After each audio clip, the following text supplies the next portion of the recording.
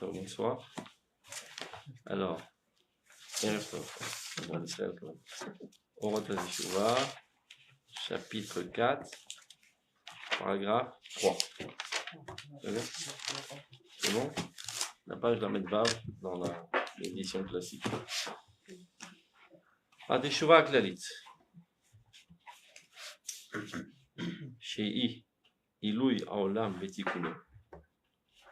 HaTeshuvah הפרטית, הנוגעת לאישיות הפרטית של כל אחד ואחד, עד כדי דקות הפרטים של תיקוני התשובה המיוחדים, שרוח הקודש יודע לפרטם לפרטים יותר בודדים, הם ביחד תוכן אחד. ce qui veut dire. La tchouva générale, globale, qui est l'élévation du monde et sa réparation. De quoi s'agit-il? Lorsque Dieu a créé le monde était dans une situation assez précaire et il va en progressant constamment.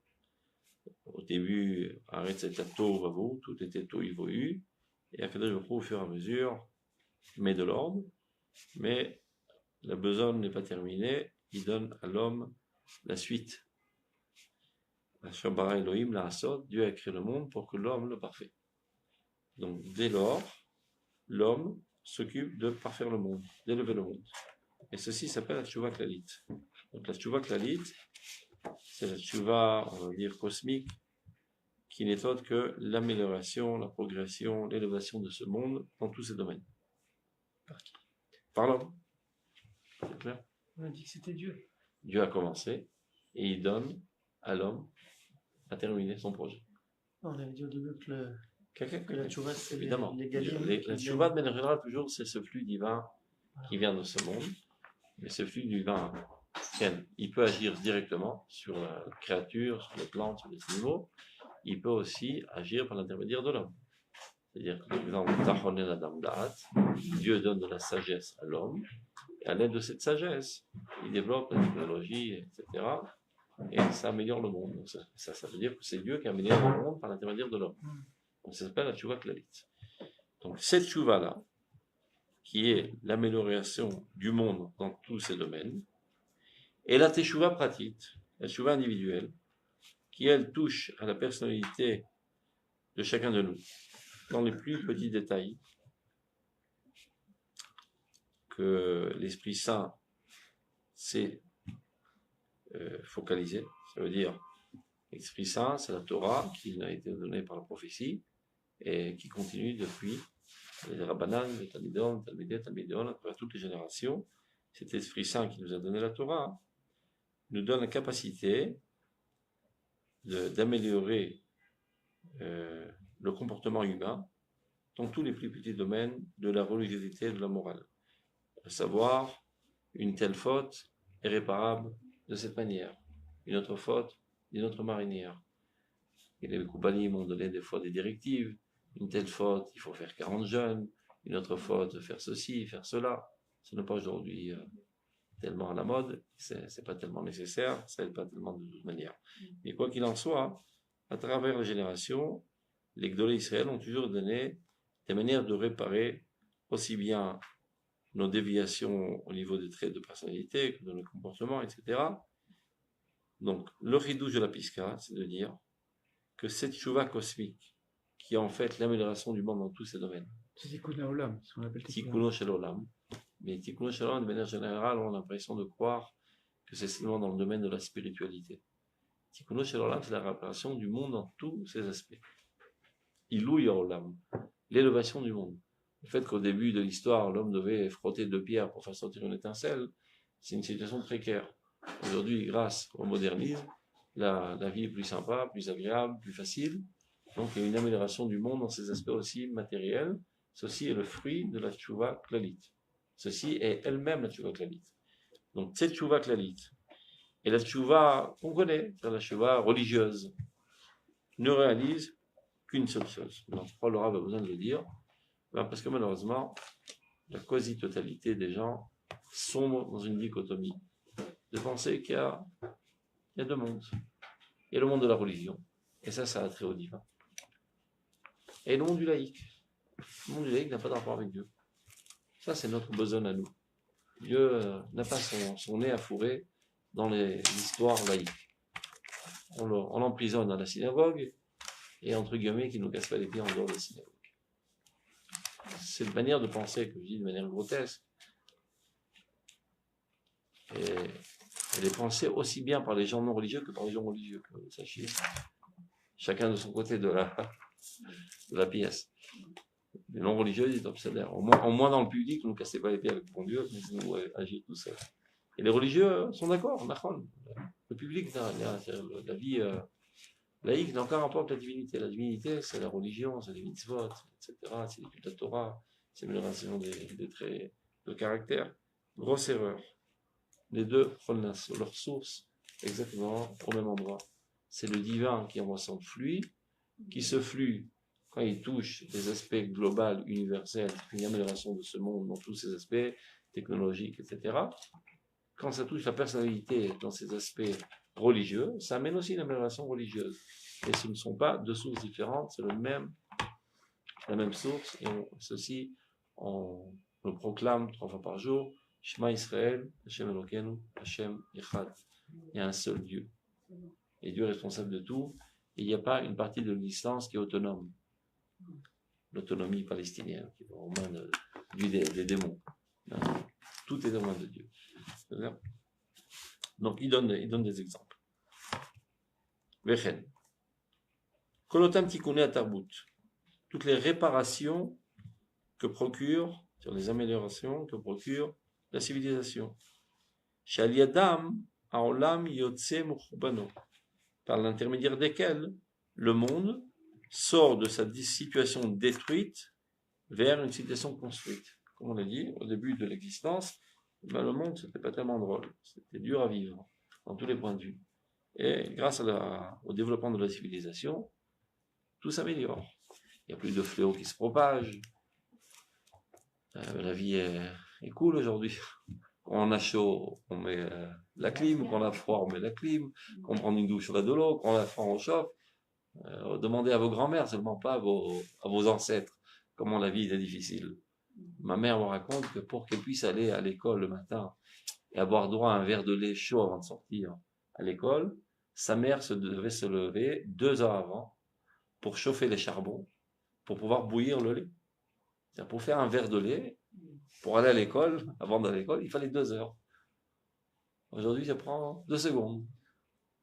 Donc la vie est plus cool. Ben ça appartient à la tchouva. Il faut se rentrer dans le crâne que l'amélioration du monde, que la vie est meilleure et plus agréable, plus sophistiquée, c'est un plus grand dévoilement de la divinité dans ce monde. Donc, tout ce que la civilisation, le développement de la civilisation procure, d'un côté, tout ce que la civilisation a abîmé. Ça, c'est pas de la tchouva, c'est une régression. Ouais, et parfois, même les régressions déclenchent des réactions encore plus positives. Donc, rétroactivement, il s'avère que c'était aussi tchouva. Mais parlons déjà des choses simples. Okay.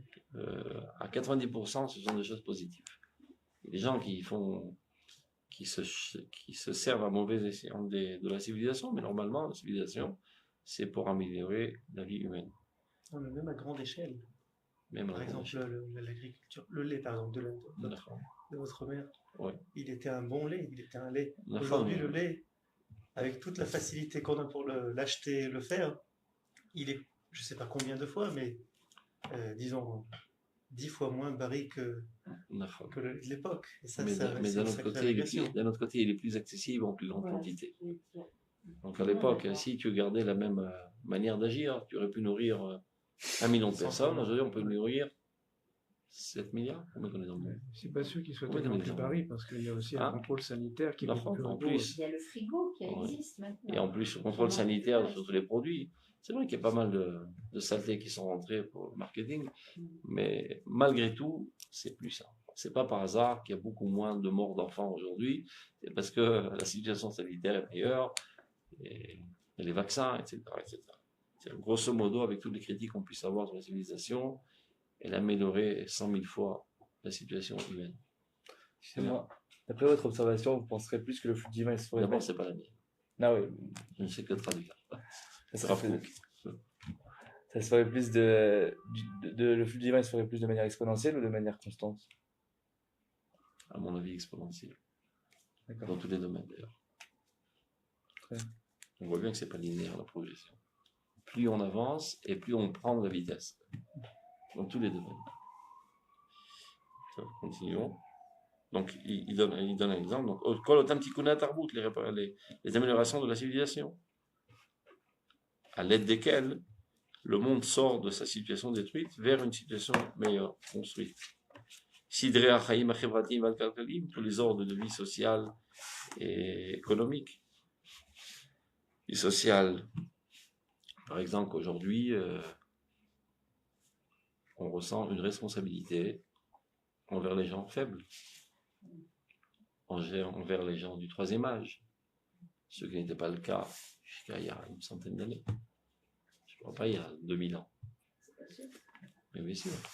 À l'époque, quelqu'un qui était malade, 2 secondes, quelqu'un qui était malade, ben, si ses enfants étaient sympas pour lui payer le médecin, tant mieux. Sinon, mais il crève. Aujourd'hui, on cotise à la copatronie, qu'on dit en français copatronie, la sécurité sociale. Comme ça, s'il arrive une tuile à quelqu'un d'entre nous, eh ben, on est pris en charge. Mais qui a fait ça? Cette collectivité, qui a une prise de conscience de dire c'est pas sympa qu'on laisse tomber un copain quand il est mal au point. On s'entretient les uns les autres. De même, quand quelqu'un vieillissait, comme vous disiez, ben, il vivait dans la maison de ses enfants. Si ça marchait bien, s'il était en bonne entente avec ses enfants, avec ses belles-filles, etc., ce qui n'était pas toujours le cas, malheureusement. Donc, des fois, ça explosait. Et même lui, c'était pas tellement sympa de vivre de mendicité. Aujourd'hui, à la retraite, on cotise et on ressort. C'est tchouva. Tout ça, c'est tchouva. Il faut avoir un bon œil envers tous ces développements de la société. C'est la tchouva sociale. Économique, c'est pareil. Il y a, comme on dit, pikuach à la mechirim. Ben, on contrôle, plus ou moins, les prix, que ce soit pas exorbitant, que les pauvres malheureux puissent avoir de quoi manger au moins du pain. Donc les gouvernements disent stop, montez pas trop le prix du pain, le prix du lait, etc. Et pas ça seulement, le contrôle. Donc d'abord aussi, comment ça s'appelle, ça, minimum, le salaire minimum, qu'il n'y ait pas trop de gens qui sont opprimés, etc. Et pas ça seulement même les transactions financières qui sont devenues si faciles aujourd'hui. À l'époque, c'est la galère. Vous êtes encore jeune, vous ne vous rappelez pas l'époque du troc. Tu sors de mon matin avec une poule en main, tu tapes à la porte du voisin. Est-ce que tu peux me donner un litre de lait contre une poule? Il dit non, j'ai pas envie d'être bassari, va chercher un autre pigeon. Donc, jusqu'à qu'il y ait une adéquation entre les besoins, c'était vraiment la galère. Donc, le fait même d'avoir inventé la pièce d'argent, c'est déjà la révolution, la vie est 100 fois plus facile. Alors, au début, c'est la pièce, et il y avait une représentation d'or dans le trésor national. Et au fur et à mesure, il n'y a plus rien aujourd'hui, tout est virtuel, on se demande comment ça marche, il n'y a rien du tout, et on mange tous. Et on mange très bien. Comment ça marche? C'est très compliqué à comprendre l'économie, comment ça marche. En tout cas, ça marche. On passe de tous les côtés, tu passes un petit sachet, le repas arrive à la maison, tu as envie de t'amuser, tu t'assois, puis une pizza débarque à la maison sans rien faire. La vie est très facile. Tout ça, c'est l'amélioration dans le domaine financier. C'est tu vois. Donc, il a donné 2 exemples, une infinité d'autres. Donc, toutes ces choses-là qui vont en s'améliorant, d'un côté. Et d'un autre côté, des réparations de toutes les fautes. Mais à chamorim, des fautes les plus gravissimes, pas comme le meurtre, l'adultère. Adigduk et sofrim, même les plus petits détails des chachamim, t'as qu'un autre chachamim, etc., que tu aurais transgressé, et comment réparer dans cette situation. Ou bien même, plus encore, midot chasidut, quelqu'un qui ne se sent pas tellement à l'aise de ne pas voir fait d'excès de zèle, on va dire. Ayoter muflagot, les plus éloignés, kulam emchativa achat. Tout cela ne réalise qu'une seule entité. Arrêtez de penser de manière dualiste, comme si il y a la religiosité d'un côté, avec toutes ses problématiques dans tous ses plus petits détails, et le monde moderne, le développement industriel, technologique, etc. Non. Tout appartient exactement Toutes ces choses-là sont la composante d'exactement la même entité. Venam et Nutakim, ils ne sont pas séparés l'un de l'autre. Il rapporte une source du Zohar. Ils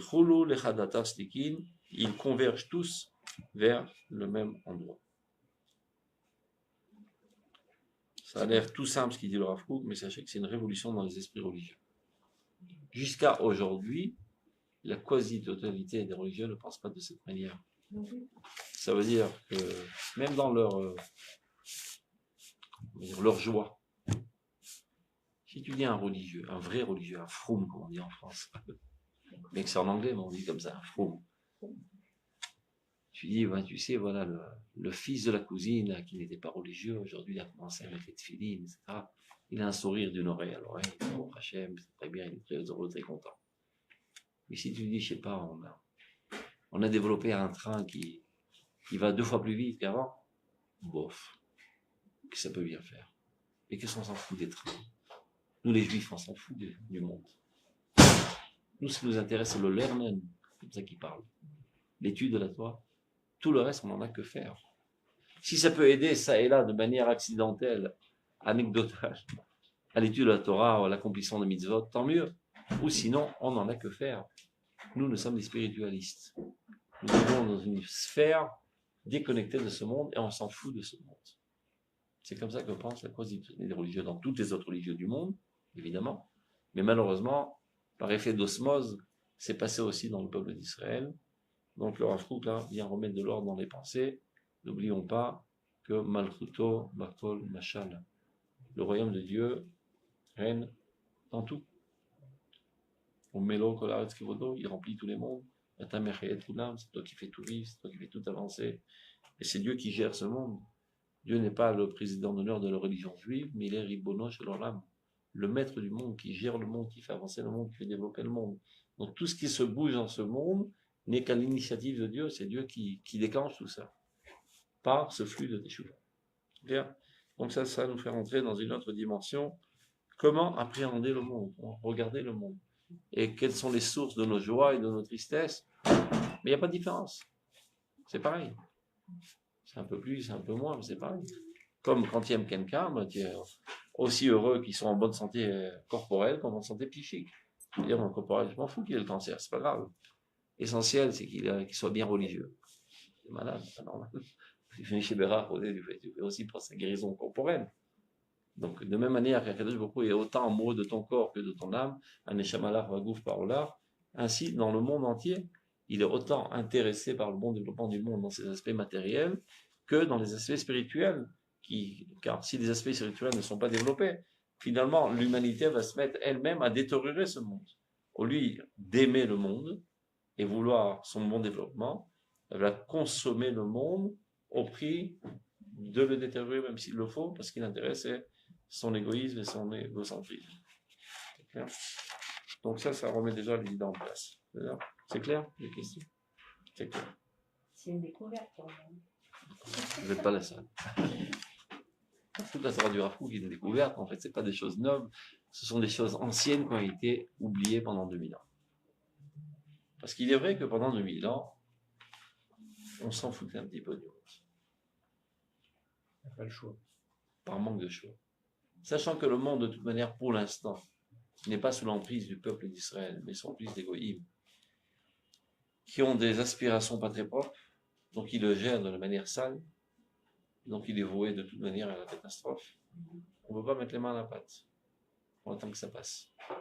Jusqu'à qu'on retourne sur notre terre, qu'on réédifie notre royaume, et qu'on reprenne en main la gestion de ce monde. Pour l'instant, on s'adonne à la spiritualité qui est totalement déconnectée du matérialisme. Mais voilà que, au Hachem, il y a 150 ans, on réatterrit dans le monde concret. On a vécu dans une sphère totalement virtuelle, spirituelle pendant 2000 ans. Et voilà maintenant qu'on réatterrit dans ce monde. Et dans les changements de conception, ça met du temps. Ça fait 2000 ans qu'on a vécu dans cette dynamique. Donc bien qu'on a changé, les gens ne se rendent pas compte. Pour eux, c'est seulement un changement géographique. Jusqu'à présent, j'habitais en Pologne. Maintenant, par hasard, j'habite à Jérusalem, dans un quartier qui s'appelle Ramoth. Bon, si des champs, on va l'appeler Ramoth Pauline. Pour ne pas perdre au Pétersbourg, toutes sortes de noms bizarres comme ça, pour ne pas perdre l'ambiance. Ils ne se sont pas rendus compte que c'est pas seulement une transplantation géographique, c'est d'abord avant tout une mutation psychique qu'il faut effectuer. Et ça prend du temps. Si ça prend du temps à l'échelle individuelle, à plus forte raison à l'échelle d'une nation entière. Donc il y a des précurseurs de l'histoire qui sont plus sensibles au changement de l'histoire, qui sont les visionnaires de l'histoire, Arouet, Ria, Fouque, qui a vu de ça déjà depuis 150 ans. Il y en a qui ont vu ça même dans les premières prémices qui étaient souterraines même, comme Gandeville, là. Il n'était pas à son époque, il est né il y a 150 ans. Donc il s'est rendu compte des changements, et les autres n'ont rien vu. Ça, mais au fur et à mesure, le soleil commence à grimper au zénith. Maintenant, ça tape dur sur la tête, on commence à se rendre compte qu'on est dans une autre situation. Mais ça prend du temps. Il faut répéter, répéter, répéter pour se familiariser avec ces nouveaux concepts anciens. Donc il n'y a pas de quoi se mettre en colère contre les gens qui ne comprennent pas. Ça viendra. Il ne faut pas perdre patience. On le dira et le redira et re-redira, quitte à se faire huer et maudire et salir, on s'en fout pas mal. Il faut tenir fort la vérité, finalement elle éclatera et elle pénétrera toutes les consciences du peuple d'Israël. Ça c'est par exemple que Pourim, ça a mis 100 ans avant que le peuple d'Israël ait commencé à le fêter. C'est comme ça qu'écrit Rabbi Shlomo El-Kabetz. Rabbi Shlomo El-Kabetz qui a rédigé le Lechadodi, et d'ailleurs son nom, c'est les initiales de Lechadodi, qui est un élève du Harizal. Il a un pirouche sur la Megillah. Il explique que c'est pas pour rien que Esther a dit Kitvuni les Dorot. Marquez-moi dans la Bible pour toutes les générations. C'était pas évident, mais rien ne s'est passé. Un événement totalement banal, trivial, qui s'est fait par hasard, par une action politique de Mordechai. Qu'est-ce qu'il y a de divin, cela? C'est naturel, c'est pas divin, c'est pas un miracle. D'ailleurs, le nom de Dieu n'apparaît pas dans la Megillah, car Dieu agit de manière incognito. Chazal nous explique que chaque fois qu'il y a marqué Hamelech, c'est Akadosh Baruch Hu. C'est Akadosh Baruch Hu à l'intérieur de ce roi qui était Hitler de l'époque. Esther, elle était prophétesse, et Mordechai aussi. Eux ont su lire l'écriture divine de l'histoire à travers les événements qui paraissent banals. Mais les Juifs n'ont pas compris. Et même quand c'est terminé, qu'il y a eu un renversement, un bouleversement de situation, etc., Ratsou, il est Rovechav. Pour Mordechai, il est dit. Il était, comment dire, Ratsou, aimé, apprécié par la majorité de ses frères, mais pas par la totalité de ses frères. Il y avait pas mal de rabbins religieux, et il dit, s'il allait faire du Bitul Torah, il devrait sauver ta Midrash avec nous, il est rentré dans les veines de la politique perse, etc. Par hasard, ça s'est bien sorti, non, même qu'ils l'ont fait, qui est en colère contre lui, pourquoi tu ne te prostènes pas, tu nous mets en danger, etc. C'est pas normal, tu incites à l'antisémitisme. 100 ans après, cette pensée est inculquée dans les consciences, ils ont commencé à fêter pour une. Ils se sont rendus compte que c'était un miracle divin. Donc notre situation aujourd'hui est bien meilleure. On se trouve que 70 ans après, et Baruch Hashem, la quasi-totalité du peuple, d'Afka moins religieux, est consciente qu'on vit une ère nouvelle, à tel point que Ben Gurion, qui était considéré comme un non-religieux du tout même, il disait « Celui qui ne croit pas au miracle n'est pas réaliste ». Ils se sont bien rendus compte que les fruits étaient bien plus grands que leurs efforts. Il y en a qui ont des freins psychologiques, d'Afra par un trop-plein de religiosité, qui veut que tout passe selon leur conception des choses, qui doivent apparaître selon la pureté des choses. Donc quand ça marche pas selon leur dessein, ils sont bloqués. C'est pas grave, eux aussi seront débloqués. C'est vrai. Dalet, paragraphe 4. Pateva Aolami. בכל יציר פרטי, ההיסטוריה האנושית, בכל איש יחידי ומעשיו, צריכים להיות מסוכרים בסגירה אחת, כתוכן אחד, בעל פרקים שונים. אז ממהר את האורה של הדעה, המביאה לידי תשובה לבוא. Ça ressemble à ce qu'on vient de dire. La nature du monde et toute créature, la plus petite, d'un côté, l'histoire humaine, tout individu et ses comportements, doit être scanné d'un seul regard. C'est une erreur typique d'essayer de comprendre quelque chose en dehors de son contexte. Tu ne comprends rien. S'il n'y a pas une vision globale des choses, avant de focaliser sur le petit détail, tu ne comprends rien qui est en dehors de l'existence. Ce qui se passe dans ce petit insecte, c'est la même loi qui régit tous les mondes. La loi de Newton expliquait aussi bien tous les processus des astres que la mécanique dans ce monde. Une seule loi explique tout ce qui se passe. C'est une vision vraie de l'existence.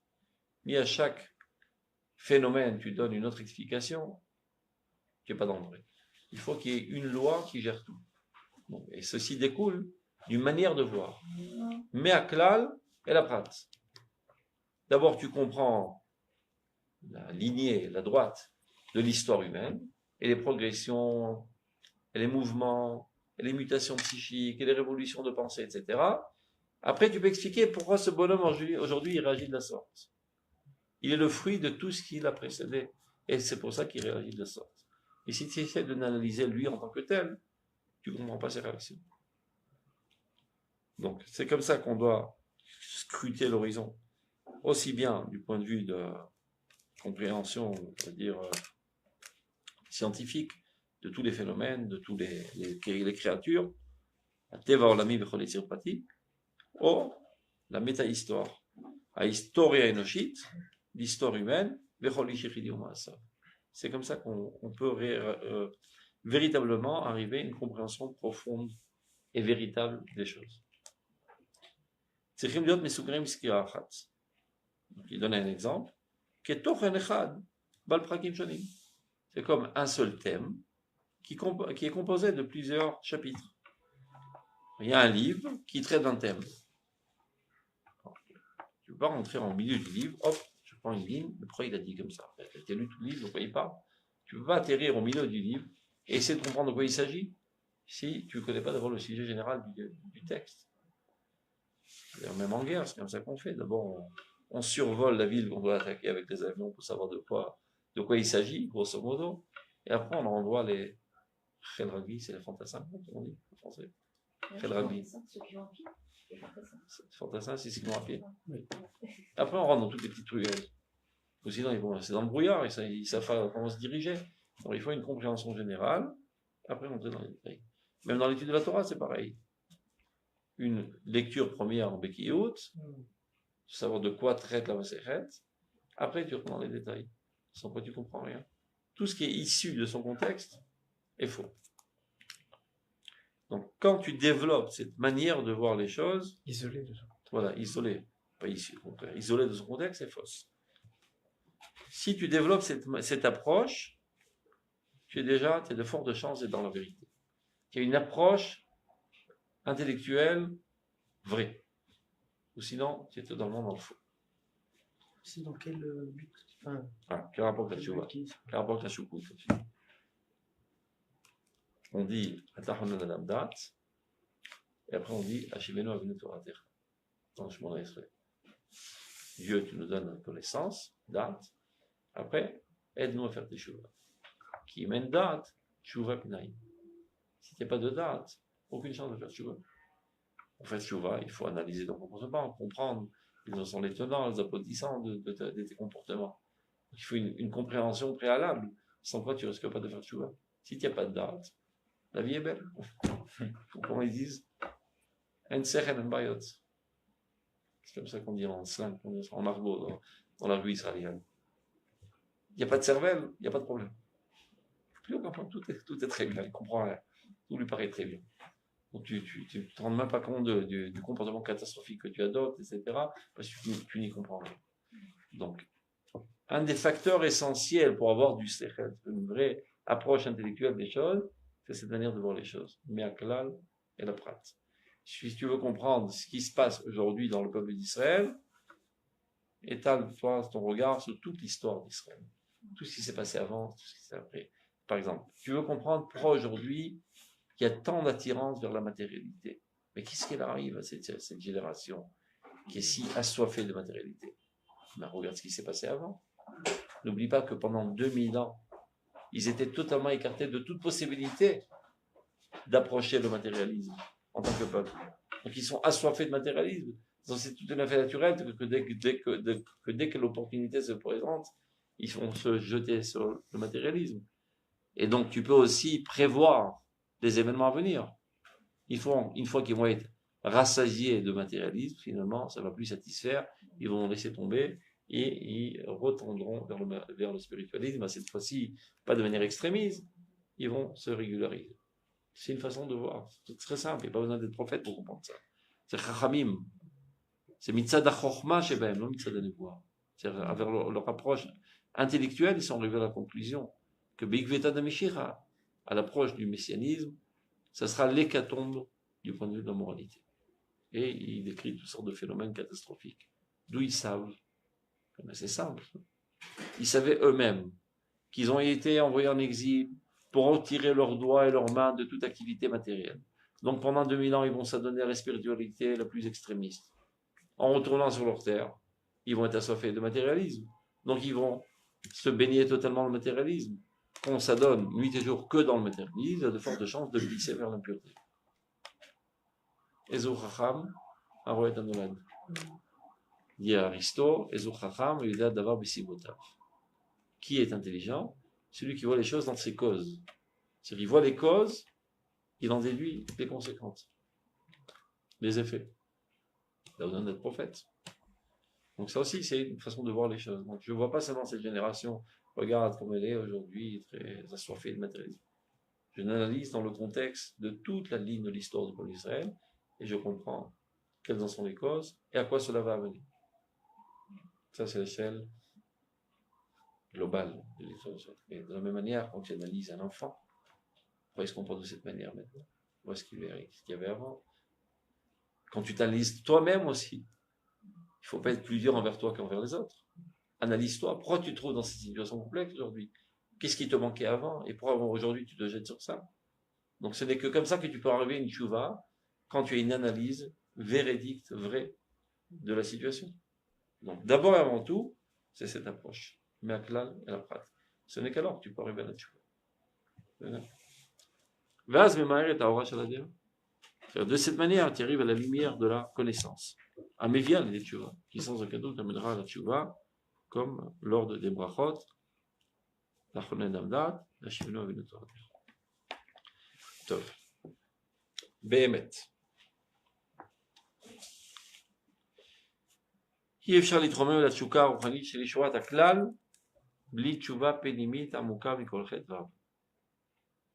Alors ici, on va comprendre cette phrase qui est assez compliquée.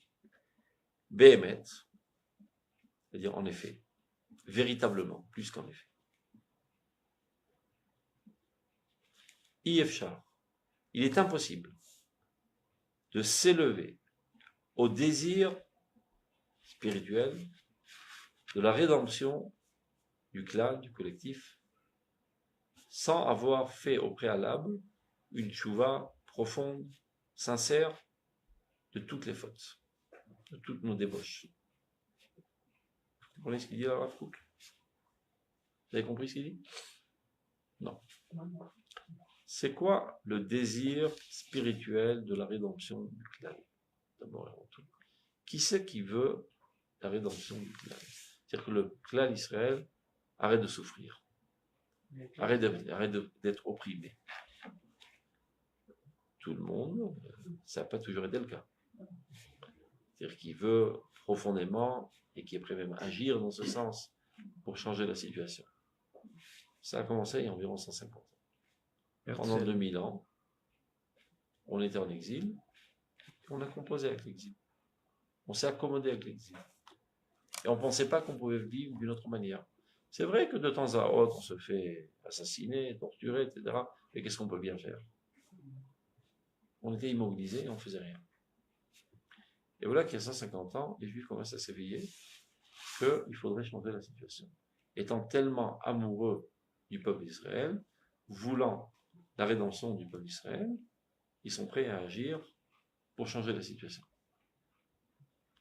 C'est l'idéalisme. Avant ça, c'était de l'égoïsme. Chacun ne voyait que midi à sa porte. Ne se souciait que de son propre avenir, maximum, de sa famille plus large, ou sa communauté si c'était un grand juif. Et personne ne se souciait de l'avenir de la nation entière. Et quoi faire pour changer et prendre en main la responsabilité du sort de la nation. Donc c'est de l'idéalisme. Donc en d'autres termes, dit le Rav Kook là, on ne peut pas s'élever à cet idéalisme de vouloir le bien de la nation sans avoir fait au préalable une tchouva profonde de toute faute. Tu es d'accord? Non. Manifestement, non. Non, parce Mais qu'on peut être idéaliste sans aller jusqu'au bout, sans rectifier toutes ces méthodes qui vont pas. D'autant plus que il y a pas mal de gens qui sont énormément éloignés du judaïsme et qui sont prêts à donner leur vie pour le peuple d'Israël. Donc, qu'est-ce que prétend le Rav Kook? Clair? On y arrivera, n'y crainte. Mais d'abord, on comprenne ce qu'ils disent. Be'emet, c'est-à-dire véritablement. La clé, la solution est dans le mot Be'emet. Véritablement, il est impossible, il ne dit pas le Rav Kook que c'est un petit peu difficile, impossible, il est radical, impossible de s'élever au désir spirituel du sauvetage du clan sans tchouva profonde. Nicole. Kol chedon. Se nettoyer de toute faute. On continue. Après, on trouvera la réponse. Omlam. Et en effet, il faut s'habituer que chez le Rav Kook, le mot omlam ne vient pas les maïs, comme on dit les maïs en français, réduire, bref, comment dire ça, mais au contraire vient renforcer. Comme on dit en anglais, in fact, en effet. En effet, Yachid Sheshav Mouvanze, un individu qui ferait tchouva dans cette optique. Mochalim lo et kol kulo. On lui pardonne à lui, et grâce à cette tchouva si haute, elle est assez forte pour pardonner au monde entier. C'est-à-dire dans cette optique, c'est-à-dire sur ce qu'on vient de dire précédemment. Rav Kook qui dit qu'on ne peut pas s'élever à cet idéalisme sans se nettoyer des fautes. Donc il y a quelqu'un qui voudrait bien être idéaliste, il ne réussit pas. Il envie ses amis qui sont idéalistes. Il habite, disons, au Mahonir, voilà, dans l'internat. Et son copain de chambre, c'est quelqu'un qui brûle l'idéalisme pour le peuple d'Israël, pour la terre d'Israël, pour les Juifs de Hutzlar. Il brûle de l'intérieur. Il ne parle que de ça, il ne rêve que de ça, il est prêt à agir de toutes ses forces pour cela. Il observe, il envie. Je voudrais bien être comme lui. J'arrive pas. Je m'élève et je tombe, je m'élève et je tombe. Je suis matérialiste, égoïste, je pense qu'à moi. Je suis dégoûté de moi. Je voudrais tant être comme lui. Et il ne comprend pas pourquoi il n'arrive pas à s'élever. Et le Rav Kook lui dit, tu n'arrives pas à te lever parce qu'il y a des fautes. Ah ben mec, c'est ça mon boulet de canon qui m'empêche de m'élever? Si c'est comme ça, je suis prêt à payer le prix, je n'ai plus de fautes. Ça veut dire que le fait que ce soit marqué dans le Shulchan Aruch qu'il est interdit de faire cette faute ou cette faute, ça ne l'a pas convaincu. Ça ne l'a pas motivé d'arrêter de fauter.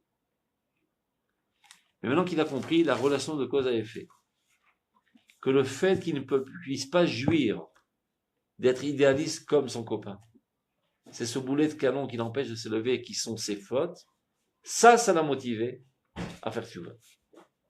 et à renoncer à tous ces plaisirs charnels et bestials pour avoir le plaisir d'être satisfait de cet idéalisme. A priori, c'est pas une chouva tellement le Shem Shamaim. C'est juste pour avoir la satisfaction d'être idéaliste.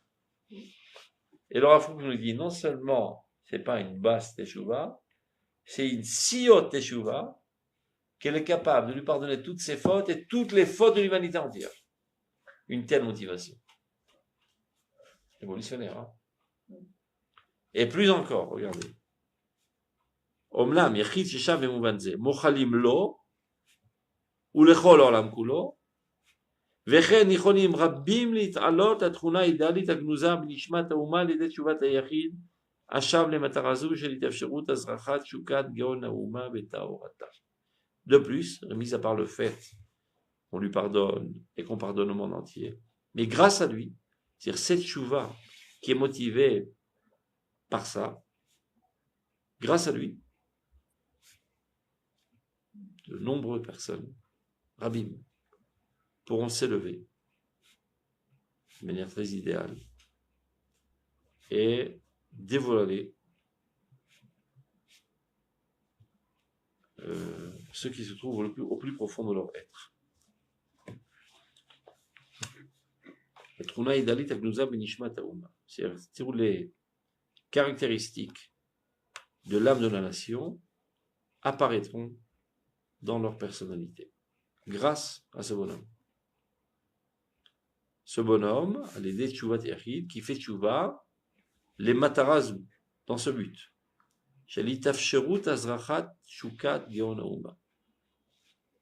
Qu'il devient possible pour lui, que rayonne en lui le désir de voir la nation dans toute sa grandeur, dans toute sa pureté.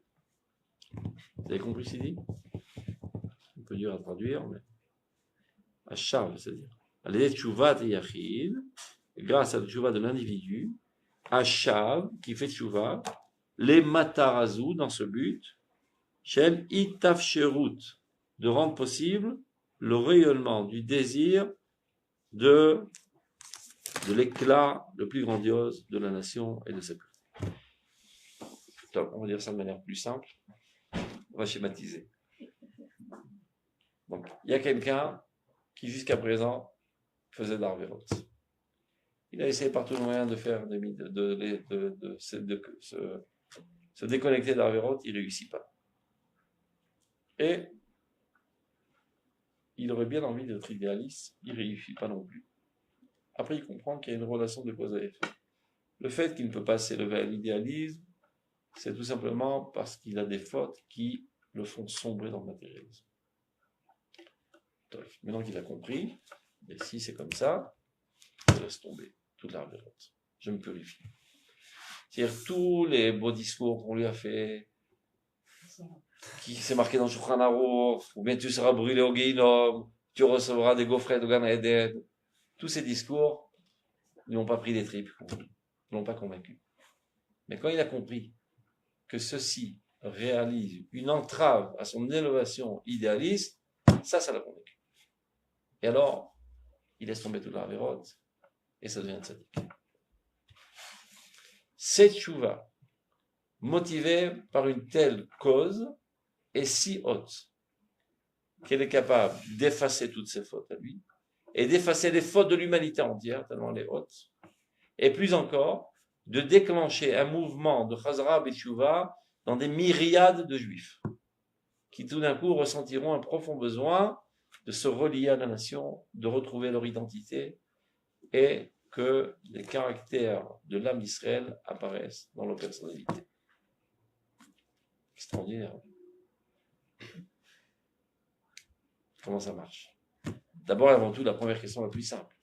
Pourquoi c'est pas une tchouva lolishma? C'est-à-dire une tchouva intéressée. C'est-à-dire pour la volonté de Dieu, il ne l'a pas fait. Mais pour la satisfaction d'être idéaliste et de vouloir la rédemption de la nation, ça il le fait. Ben, je vais vous poser une autre question très ressemblante. Il y a dans la suite du livre, Rav Kook qui parle de l'étude des secrets de la Kabbalah. Il y a des gens qui commencent à étudier les profondeurs du judaïsme, de la Emouna, de la Kabbalah, ils ressentent qu'ils sont bloqués. Ils lisent, ils ne comprennent pas. Ils n'intègrent pas les concepts. Ils sont bouchés. Et un beau jour, ils comprennent que le fait qu'ils soient bouchés, c'est dû au fait qu'ils ont d'arvéros.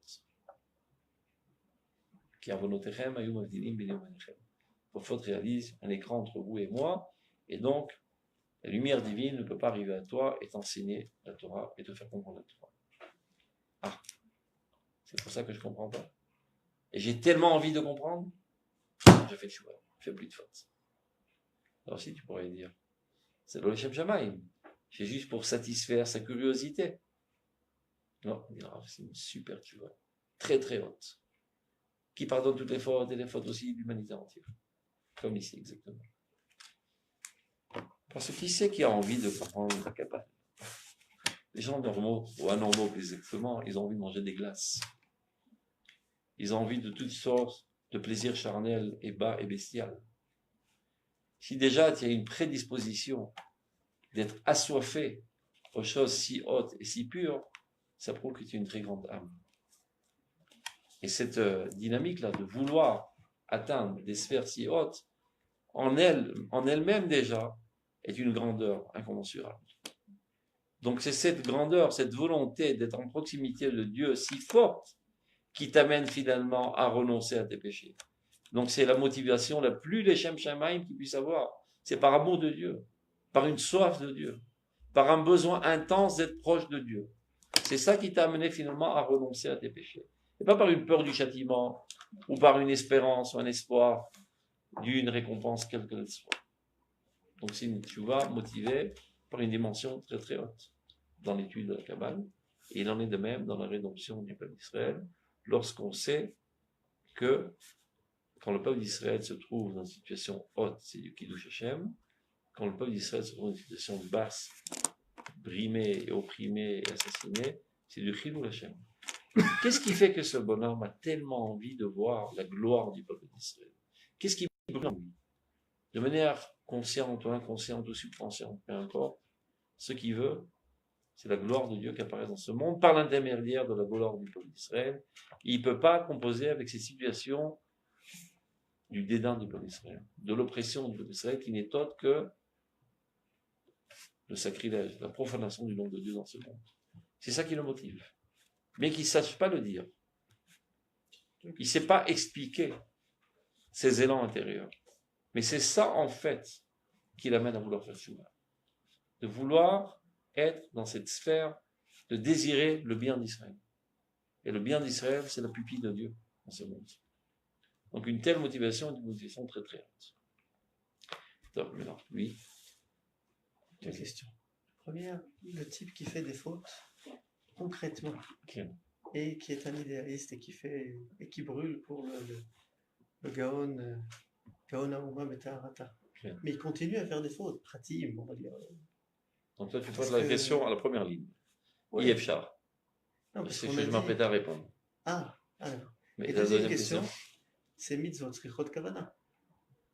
On parle de quelqu'un qui fait Tchouva. Non. Il brûle pour la Ouma, mais par idéalisme, les Oumis, netto. Et après, qu'est-ce qu'il fait? Non, mais disons qu'il... Non, il fait pas de chouva sur les fautes pratiques. C'est la continuité de la première question. Alors, il est encore... Mais... Donc, Yefchar. Donc, il est Yefchar. Non, ça, je comprends pas. Tu reposes deux fois la même question. Deux fois la même question. Alors, maintenant, on rentre dans le vif du sujet. Pour ça, il faut honte.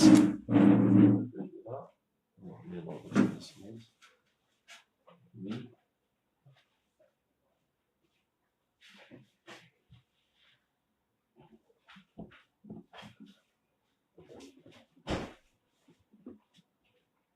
Maintenant, on rentre à Trier, si je me trompe. C'est guillemets. Comme d'aller. Laisse me dire le refrain. Kshava leumit mitgaberet. Lorsque l'amour national se renforce. Mitlahevet al Torah d'Israël. Elle s'enflamme sur la Torah d'Israël. La tendance nationale, de manière développée, amènera à l'amour de la Torah. les ahavaota, de l'aimer, la Torah, ben velimud ben maaseh, soit au niveau de l'étude, au niveau de l'action, והחשק המתפתח מביא לידי אהבה מפעלת את הבליטה של הפרטים ופרטי הפרטים.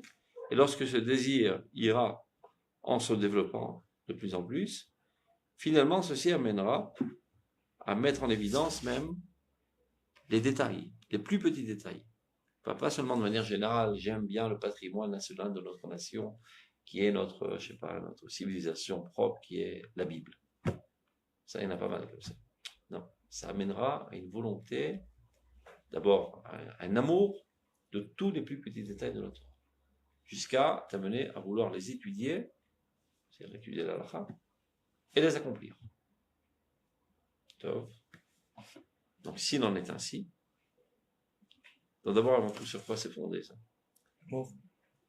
D'où c'est ça là? Il est marqué dans le Zohar. Kucha Be'ehu, Israël, Boraita, Chadou. Kadosh Baruch Hu, le peuple d'Israël et la Torah ne réalisent qu'une seule chose. C'est trois facettes de la même entité. Donc peu importe de quel côté tu arrives de toute manière des Kucha Be'ehu. Tu peux arriver Kucha Be'ehu par la Torah, tu peux arriver Kucha Be'ehu par Israël. Donc si tu es animé d'amour très fort envers le peuple d'Israël, de toute manière, ça apparaîtra finalement pour la Torah et vice-versa, dans les deux sens. Alors, regardez. Donc, s'il en est ainsi, de Rav Kook,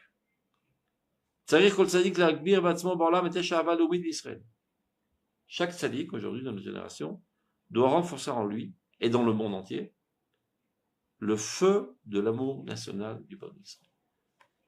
Qu'est-ce que doivent faire les tzaddikim de notre génération aujourd'hui? Éveiller les consciences à la tendance nationale. Que les individus sortent de leur carte coudée, arrêtent de penser moi et pensent nous. C'est le rôle des Chachamim de la génération, de faire cette mutation psychique. Qu'ils arrêtent totalement de penser à l'échelle individuelle et qu'ils ne pensent qu'à l'échelle nationale, que le bien de la nation. L'amour de la nation.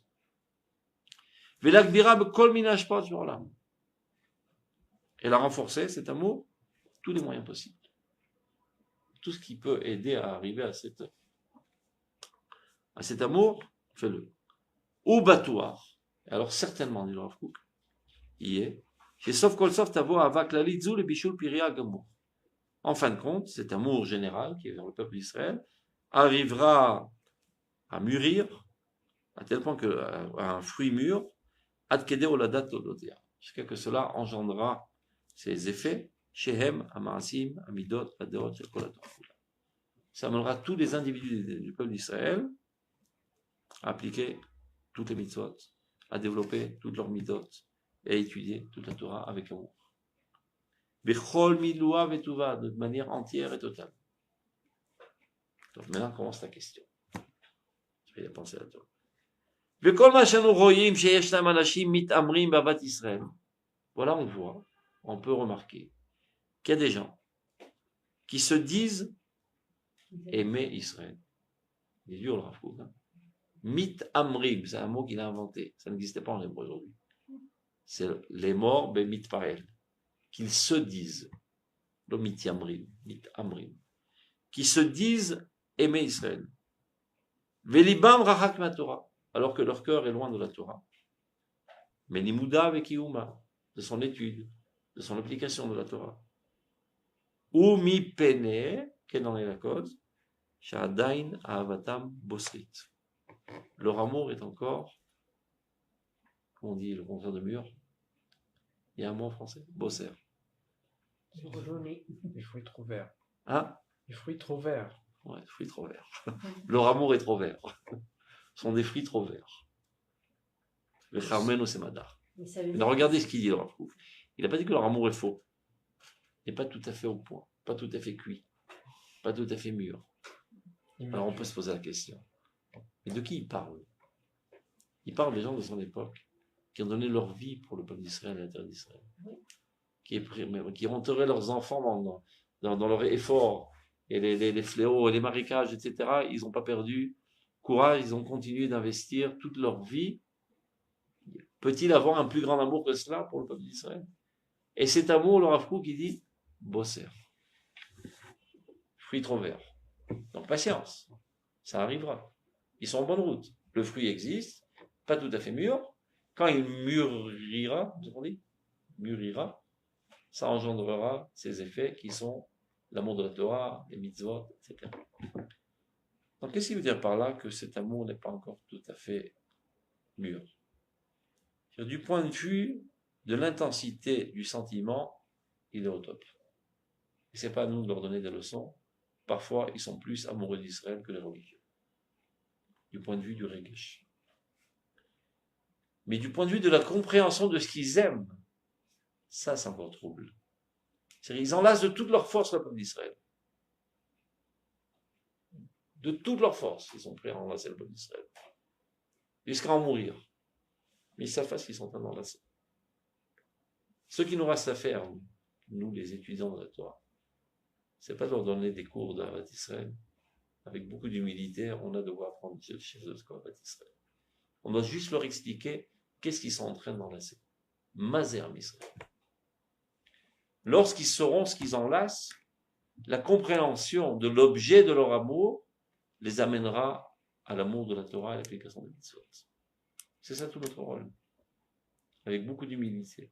Ou bon, franchement, on a eu le mérite d'étudier la Torah, eux non. Et donc, le peu de connaissances qu'on a, on va transvaser, faire passer de l'information. Sachez que ce que vous aimez, c'est pas seulement, comment qu'ils appellent ça, ils sont en français.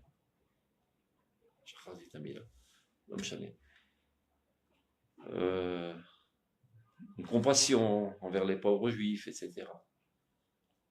Et un élan national, tout simple, comme les Français aiment bien la nation française, alors nous, les Israéliens, on aime bien la nation israélienne.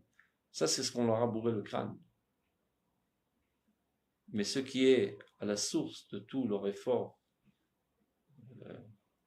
infini, c'est ce que l'âme, elle, comprend de ce qu'ils sont, ce que c'est le peuple d'Israël. Mais leur conscience n'est pas à la hauteur de leur âme. Évidemment, les actions grandioses qui ont été faites et qui continuent d'être faites par les sionistes, ce ne sont pas les fruits de leur conception. Leur conception est aura de pâquerettes. C'est leur âme.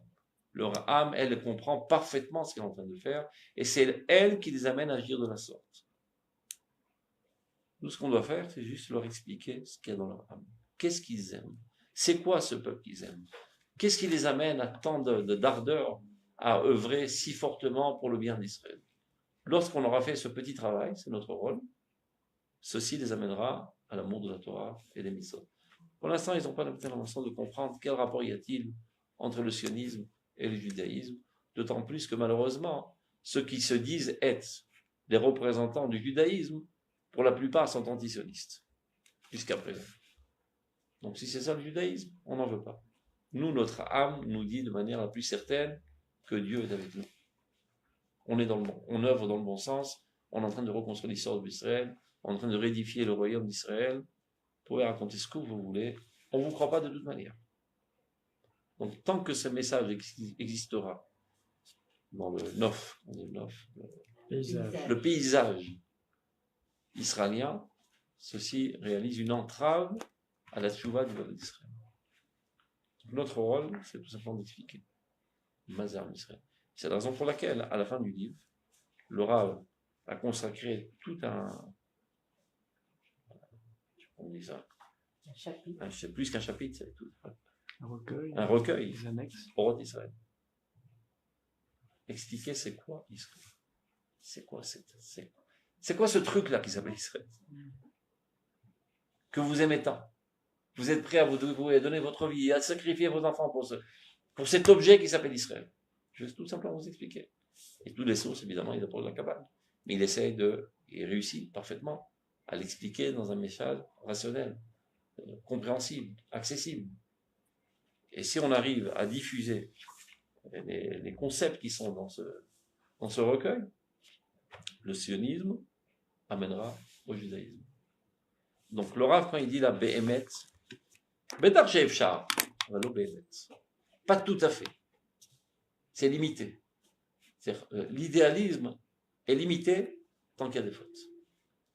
Quand ils se nettoieront de toutes les fautes, il grandira 100 fois plus. C'est-à-dire tout ce qui a été fait aujourd'hui, c'est extraordinaire, mais c'est minime relativement à ce qui peut être fait. Bien plus. Et l'un dépend de l'autre. D'abord, il faut leur faire comprendre quel est l'objet de leur amour, c'est quoi cet objet.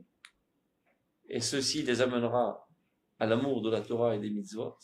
Et donc ceci les amènera à faire teshuva. Une fois qu'ils auront fait teshuva, l'intensité de leur idéalisme ira grandissant de jour en jour. C'est clair? Top, on arrête là pour aujourd'hui.